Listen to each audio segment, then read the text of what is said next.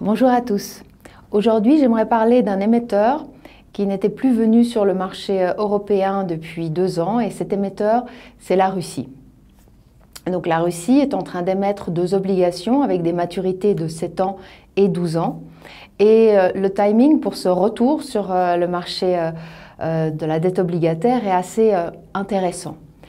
Donc la Russie, on le sait, a des niveaux de dette extrêmement faibles, et puis depuis plusieurs années, elle a travaillé pour se détacher de la domination du dollar.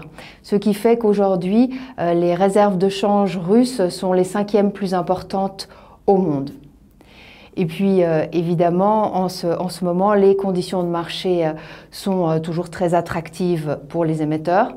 Et puis, ça va permettre à la Russie de rester en lien, en contact avec sa base d'investisseurs. Mais ce ne sont pas les seules raisons. Donc, pourquoi est-ce que la Russie vient maintenant pour émettre de la dette? Eh bien, les raisons sont essentiellement politiques. Donc si l'on fait un rapide retour en arrière, en 2014, les relations entre les États-Unis et la Russie sont entrées dans une période difficile. La période la plus difficile depuis la fin de la guerre froide, avec différents désaccords qui ont commencé avec la Crimée, ensuite l'Ukraine ou la Syrie parmi ces désaccords. Et puis en 2016, lorsque M. Trump a été élu, les 2 pays se sont montrés en faveur d'améliorer, de normaliser leurs relations.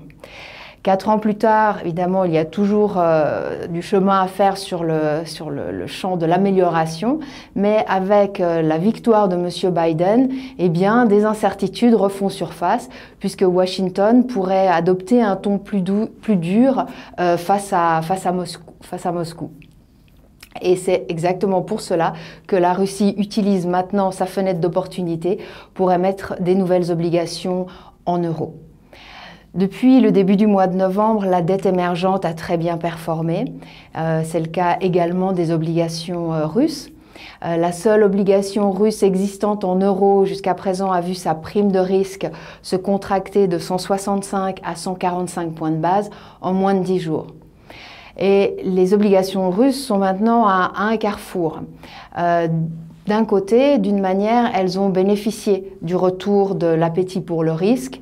Appétit pour le risque qui a été soutenu par la fin des incertitudes autour de l'élection américaine, par les espoirs d'un vaccin qui sont vraiment en train de s'ancrer, et puis toujours par des attentes de stimulus additionnels pour l'économie.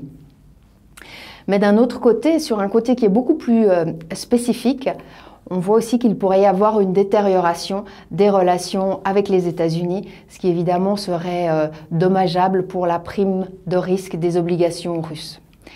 Donc en choisissant d'émettre maintenant, la Russie fait un choix sage.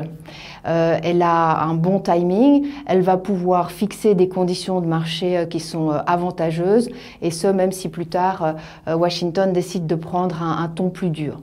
Donc la Russie est en train de gérer ses risques.